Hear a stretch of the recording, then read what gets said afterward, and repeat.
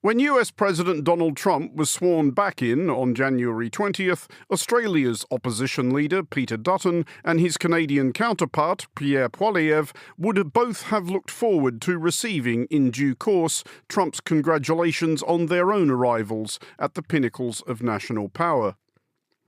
Dutton and Poilievre were both combative conservatives and querulous culture warriors. They were both running against somewhat listless centre-left incumbent governments floundering amidst cost of living crises. They were both enjoying comfortable leads in pre-election polls and, doubtless, the idea that a global conservative wave was cresting. Both Dutton and Poilievre are now unemployed, having lost not only their elections but their seats in Parliament, and both may have Donald Trump to blame. In Canada, Trump's wittering about making it the 51st United State and his deriding of the outgoing Prime Minister as Governor Trudeau brought the Liberal Party back from the dead. Its new leader, Mark Carney, rallied the country with the defiant ice hockey-related injunction, elbows up. In Australia, it was more a case of elbows up. Prime Minister Anthony Albanese tagged his opponents as Trumpists, and it stuck. And, who knows, perhaps even the recent papal conclave was avenging Trump's bizarre fantasies of occupying St. Peter's throne when they awarded it to an American with a record of criticism of the president's policies. In upcoming presidential elections in Eastern Europe, where some candidates are promising to some degree or another to make Poland and Romania great again, Trump is also again on the ballot at one remove.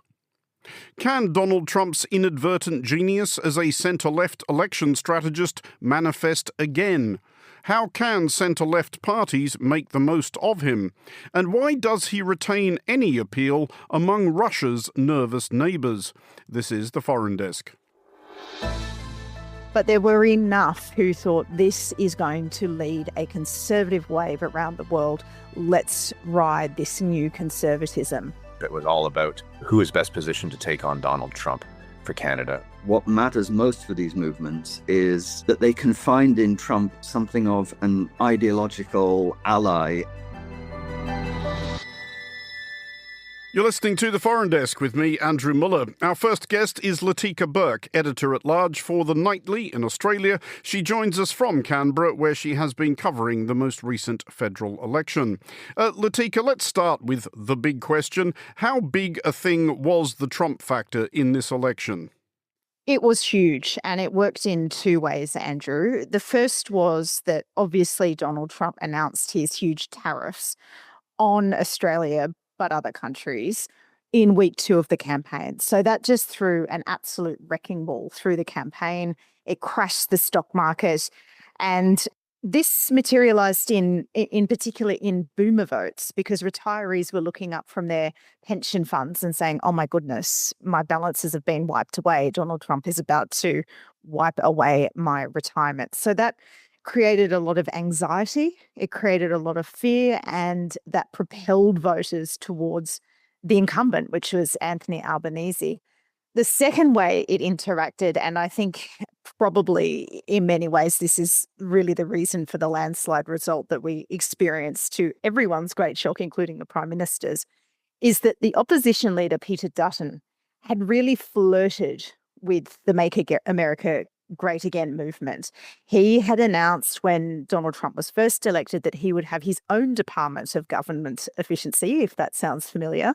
He announced huge cuts to the public service, around 2/3 or more than half of public service cuts in Canberra, the capital.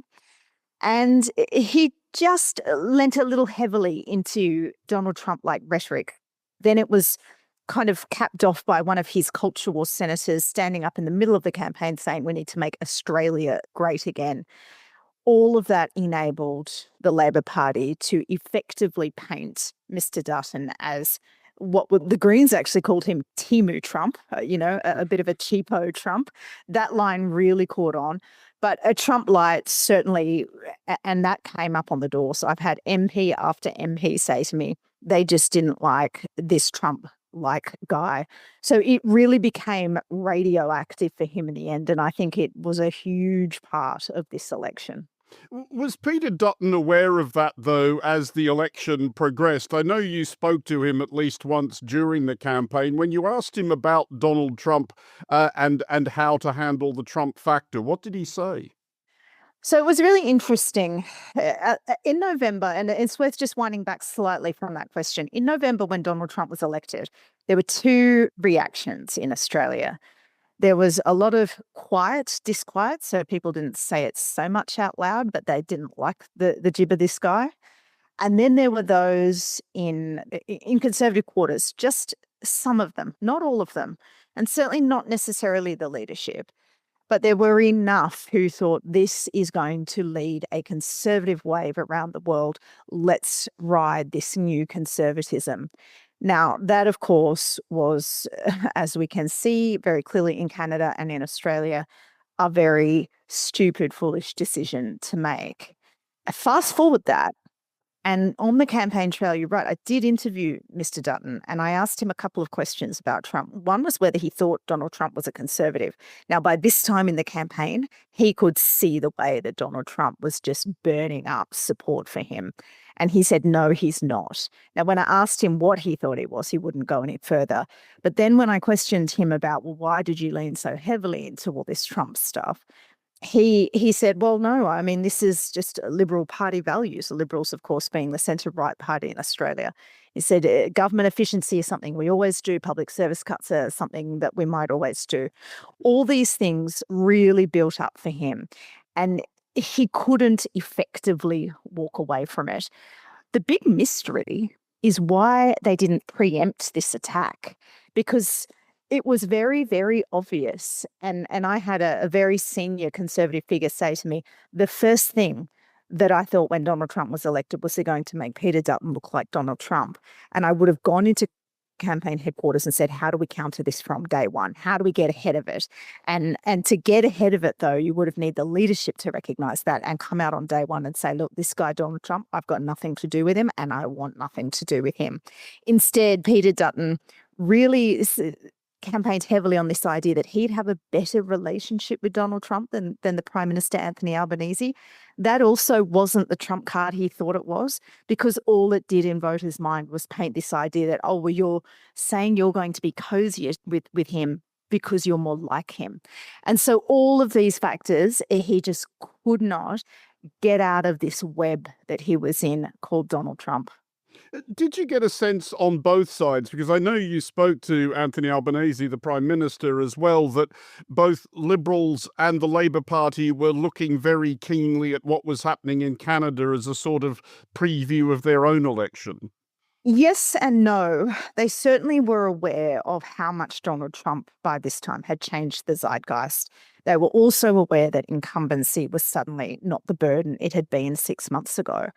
But then you have to bring in domestically what was changing on the ground. And what was changing was that cost of living, which had been really, really high throughout the term of this government, had finally begun to ease. Interest rates had finally come down. We then had a big cyclone in Queensland, which they happen regularly, but on the eve of an election, that allowed the Prime Minister to suddenly emerge from what had been a two-year slump in form and look like a national leader. And so there were a lot of domestic factors that really changed the nature of the way that people were willing to look and assess their prime ministers with that context of Donald Trump in the background. And I think if Donald Trump hadn't been there, we wouldn't have had this landslide to the degree that we did. But if those domestic factors also hadn't changed for the government, we also wouldn't have had the landslide that we did. It was honestly a very, very fortunate storm or collision of events that really all worked in Labor's favour. I mean, just finally, governing in a world dominated by Trump is now a challenge that Anthony Albanese is going to have to reacquaint himself with. But I've been reading a lot of polling suggesting that Another Trump-related factor is a quite marked tapering off of affection for the United States among Australians generally. And of course, this has been an extraordinarily close relationship economically, culturally, strategically since the end of World War II. But just being out and about, do you detect that? Do you start to notice Australians thinking and talking about the United States in a different way? It's definitely a dynamic, and it's definitely one that MPs who spend a lot of time door knocking. So I'll share an anecdote with you that a Labor MP shared with me last night. And he said, we would go out and people would start saying on the doors, oh, life has been so hard. Things are so bad. And then this MP said, so I would say back, well, it's bad, but gosh, thank goodness we're not those other countries. You wouldn't want to be anywhere else but Australia. And that would trigger people saying, oh, yes, have you seen what's happening in America? Thank goodness we're not like them. And so that became a really strong dynamic, and that's what allowed the government to go so strongly on the attacks on America. I do think there's a very serious change and shift in the tone here, because throughout this campaign, I spent every day on this campaign, 4 weeks of the 5 with the Prime Minister. And very early on, Trump dominated the first 2 weeks. I literally said at the end of a press conference on week 2, I turned to another journalist and I said, I cannot believe how many days in a row we have spent an Australian election campaign asking the Prime Minister of Australia to respond to something Donald Trump has just said. Even by Donald Trump's standards, it was excessive. But what we did see from the Prime Minister was a different strand of attack. It wasn't just beginning and ending with painting his opponent as a bit of a Donald Trump lookalike. It began to go further.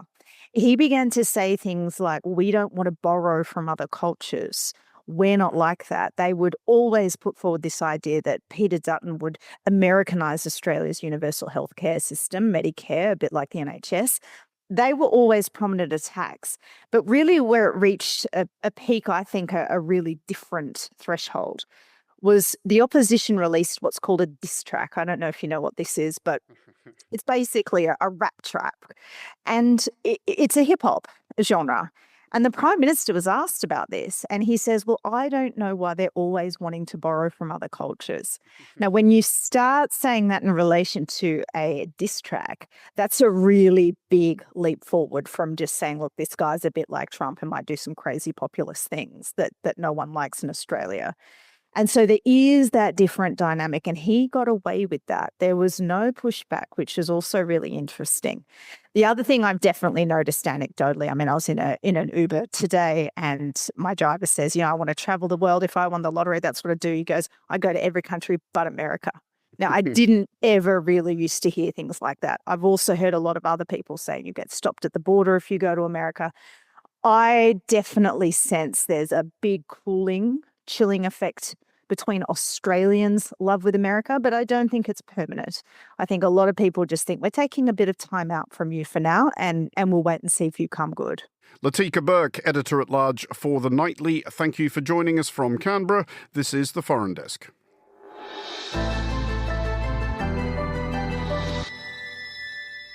This is The Foreign Desk on Monocle Radio. Joining us now from Ottawa is Michael Blanchfield, Politico's Canada policy reporter. Michael, first of all, remind our listeners, if you would, if you think back to Inauguration Day in the United States on January 20th, how far behind were Justin Trudeau and the Liberal Party? It was more than 20 percentage points in the poll. The Conservatives under Pierre Poilievre, it was basically, in the parlance here in politics, was, when we have the next Conservative majority government. But Trudeau had already indicated his intention to resign. And by March, Mark Carney was at the helm, and things really started to turn around and shift in the polls as we move towards Election Day. Because obviously Trudeau had become very unpopular, but was the shift in the Liberals' fortunes just about the change of leader, or did the President of the United States wittering about making Canada the 51st state and addressing the Prime Minister as governor have some sort of impact? Yeah, it was definitely combined, and the Trump factor was huge, and it played centrally in the federal election campaign that just recently wrapped up. It was all about who is best positioned to take on Donald Trump for Canada and to represent our interests. And as that question was debated, and the related economic questions around that, about economy and our productivity and trade was all factored in. The polls just started shifting to a dead heat, and then the Liberals sprung ahead, and then we saw what we saw on April 28th, 29th. When did it become apparent, though, that Trump's sort of acquisitive urges towards Canada were starting to shift the polls? Did it happen quickly? It took, I think, a change in the Liberal leadership to deal with it.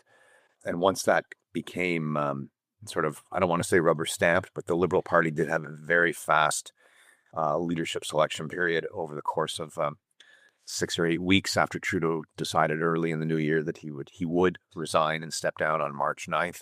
In past versions of this sort of transition, it's taken months and debates and leaders, candidates debates and just endless sort of campaigning to pick a new leader. Things went into overdrive with Trump, 51st state, and just basically all of that. I mean, when it became apparent that Trump was at least semi-serious about this, or at least wasn't going to shut up about it, how did Pierre Poilievre and the Conservatives react? Because they must have assumed back in January that the return of Trump signalled a sort of global wave of conservatism that was going to bring them back to office as well. Did they realise quickly that this was going to be probably a bit of a liability for them? If they did, they didn't show it in how they behaved. And there were polls done in Canada earlier in the year that showed 27% of Conservative supporters being pro-Trump in some way. So he had a base that he had to play to. So he was caught a bit in the political bind, not wanting to alienate people in his own base who would support him and were maybe leaning Trump or those sort of ideas versus the broader sentiment that was taking hold. But as the election campaign got underway, there was a remarkable sort of non-pivot by the Conservatives in sort of dealing with the question of the day, which was Trump. They were using their old slogans and the platform that they brought into this process before things started whiplashing around January, February. And it took them a week or two to really talk about Trump. And in the end, Poilievre did, say that I will stand up to Trump. And I think one of his taglines was the president should just knock it off.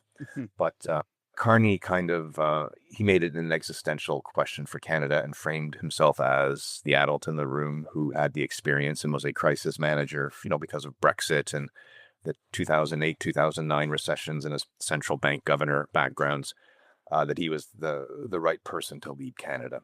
But did Carney explicitly tag the Conservatives as the party of Trump, or did the Liberals sort of assume that case was making itself? It was more a question of, there were some not so subtle linkages, but they didn't hit it over the head. I think Carney was basically trying to position himself as a change candidate, even though that is a bit problematic because he's basically heading the same government, although he's leading it from a completely different perspective. And he will bring in a few new high profile faces fairly soon, we're certain. So I think he kind of let the case make itself. And I think this Canadian sentiment swung. Our newfound nationalism swung towards anti-Americanism in a way that I have not seen in my lifetime living here. It made the case for itself, basically.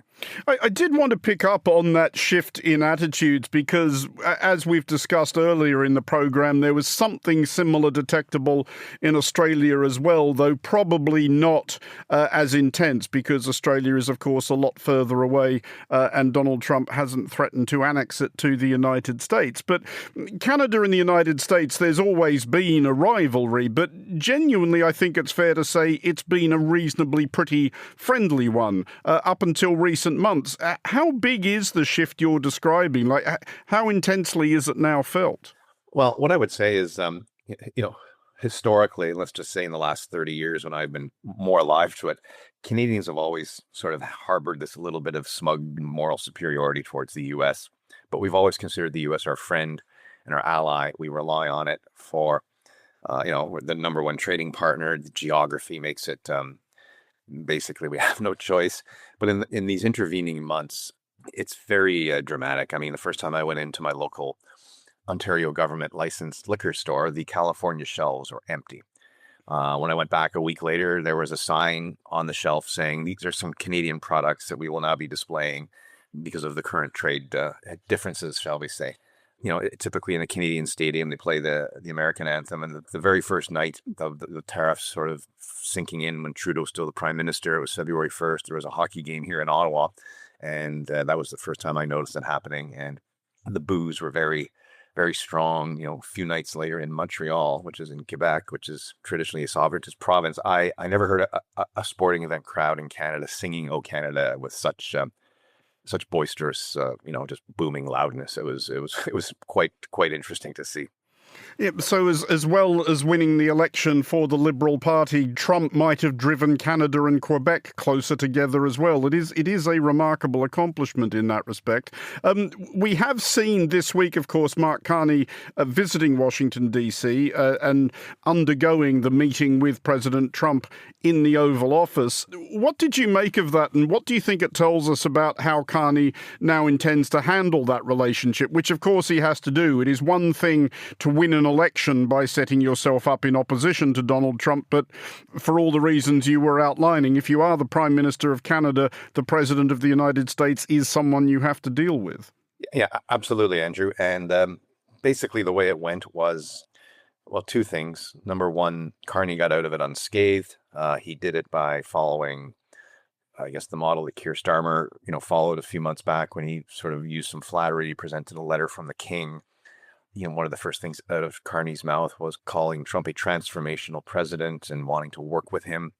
But he also stood firm very clearly on the 51st state stuff, but did it in a way and basically broke the ice right off the top. So it went well. When he addressed the 51st state, he used Trump's language to say, real estate language, because Trump said, I'm a real estate guy at heart, and this would be a great deal.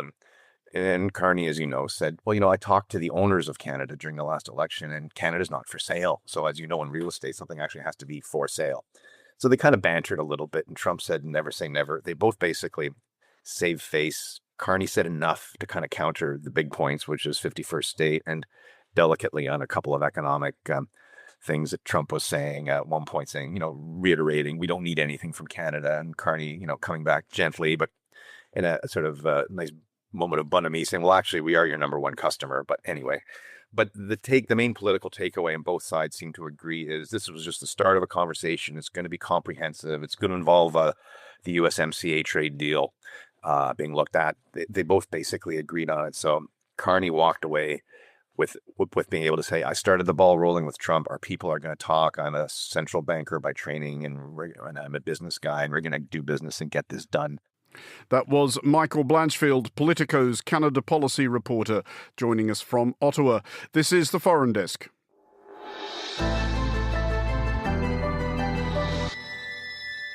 This is the Foreign Desk on Monocle Radio.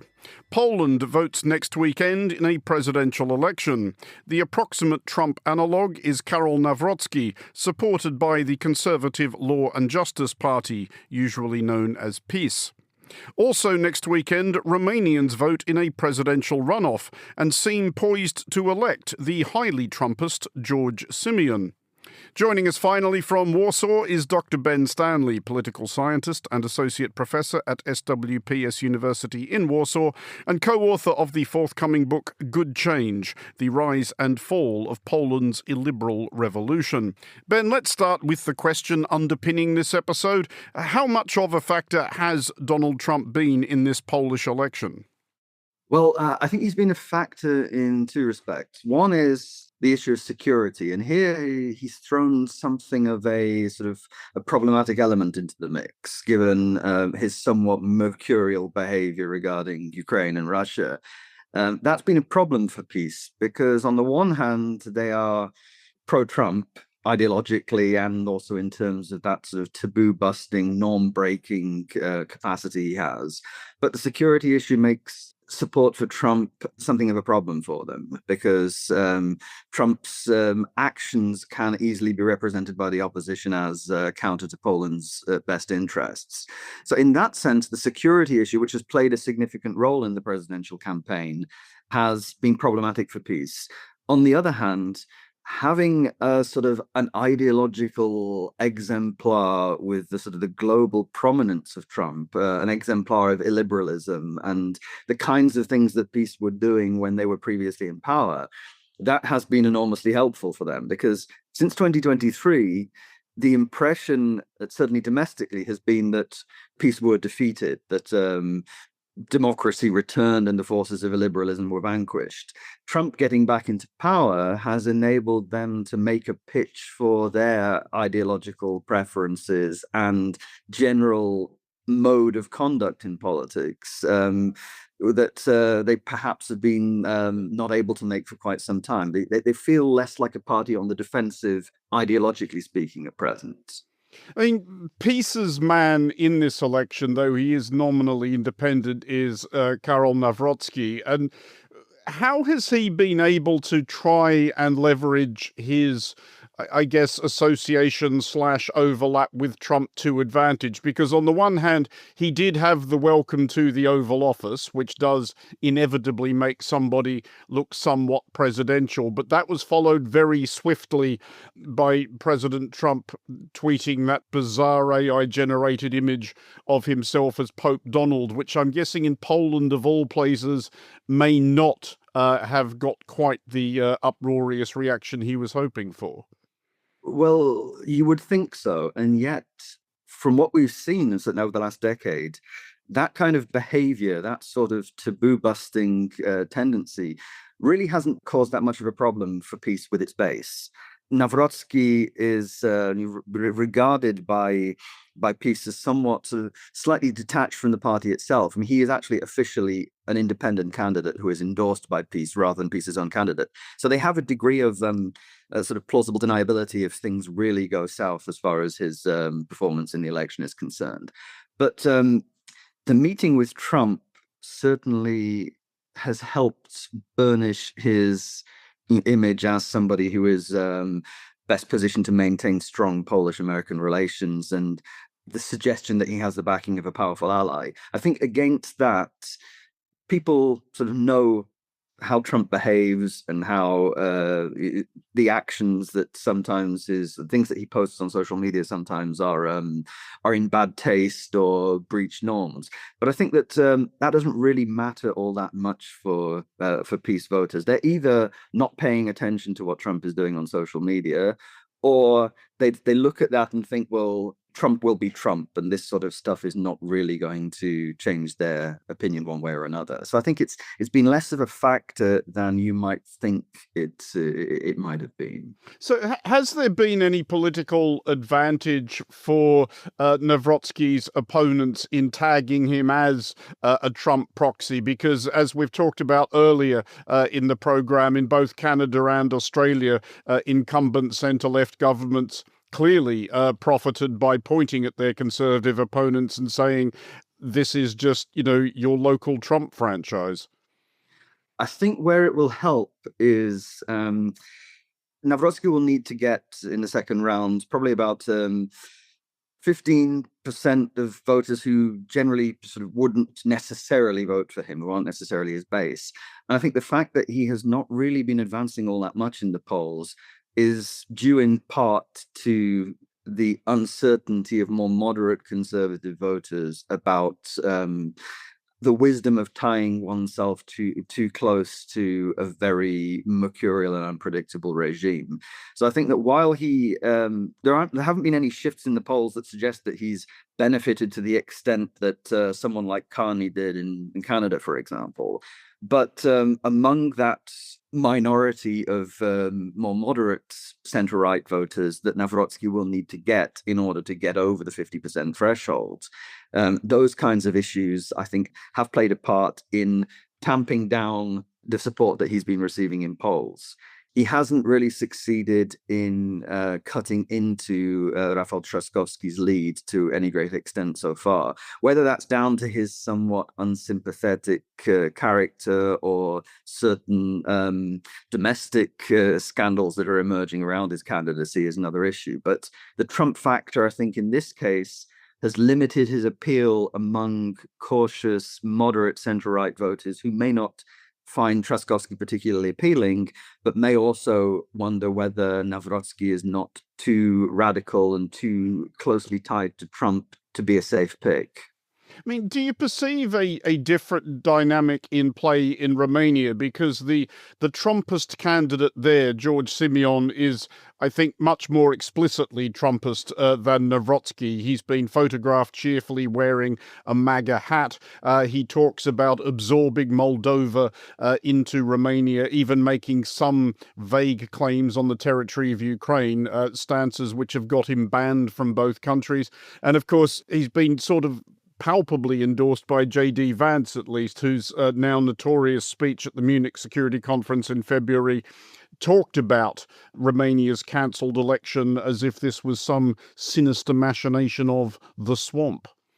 I mean, I think in that case, the issue of interference in the election itself has that Vance was pointing to has certainly been a factor.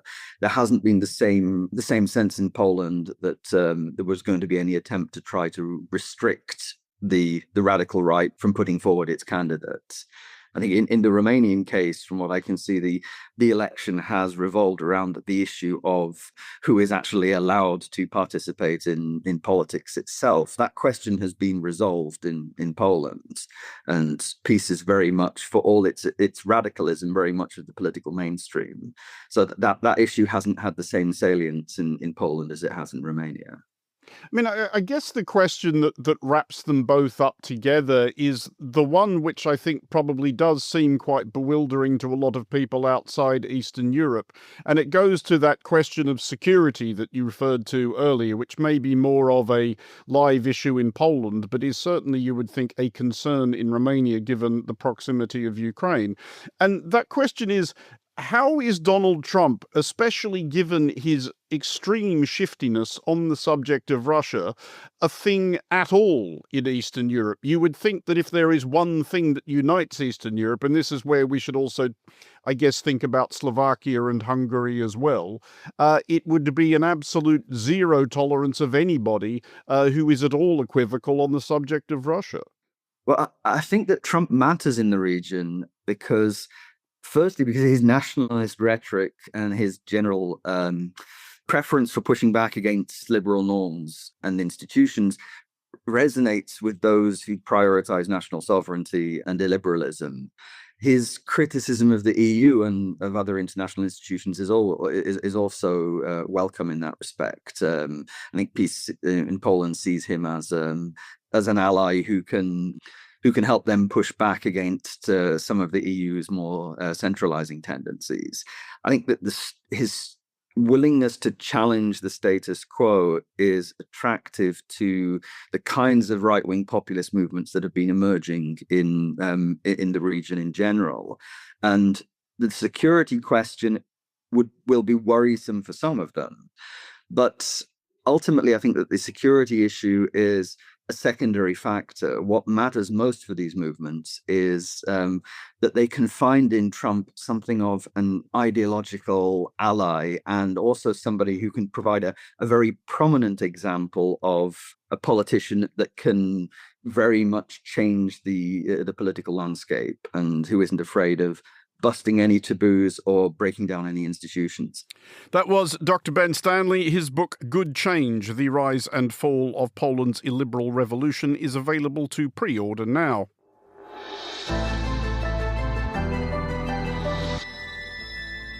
That's it for this episode of The Foreign Desk. We'll be back next week, and look out for The Foreign Desk Explainer, available every Wednesday. The Foreign Desk was produced by Anita Ryota and Lily Austin. Lily also produces The Foreign Desk Explainer. To contact the Foreign Desk team, you can email Anita at aer@monocle.com. And don't forget to subscribe to Monocle Magazine and to our free daily email bulletins by heading to our website at monocle.com. From me, Andrew Muller, thank you very much for listening. Until next time, goodbye.